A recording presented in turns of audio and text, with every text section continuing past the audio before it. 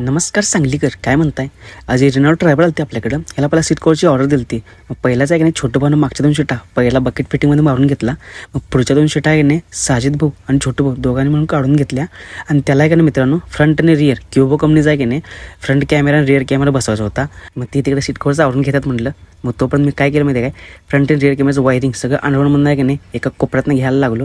मग पुढे आहे की नाही फ्रंट कॅमेरा सेट केला पहिला.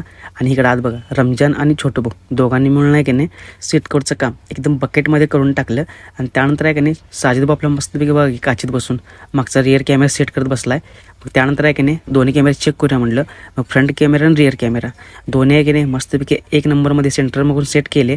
मग त्यानंतर आहे की नाही मस्तपैकी बघा की स्टेअरिंग कवर पण एकदम ओरिजिनल बसवलेलं बघा. मग गाडी मालकाचा मोबाईल घेऊन आहे की नाही क्यूब ॲप घेतलं प्ले स्टोरवरनं. मग त्यानंतर आहे की नाही दोन्ही कॅमेरा त्यांना मोबाईलमध्ये चालू करून दाखवले. मग कसं रेकॉर्डिंग होती, तर सेटिंग कसं करायचं असते, फ्रंट आणि रिअरचं कसं स्विच मोड घ्यायचं असते, हे सगळं समजून आहे की नाही या गाडी सीट कवरचं आणि कॅमेऱ्याचं काम 1 नंबरमध्ये मग आवडलं.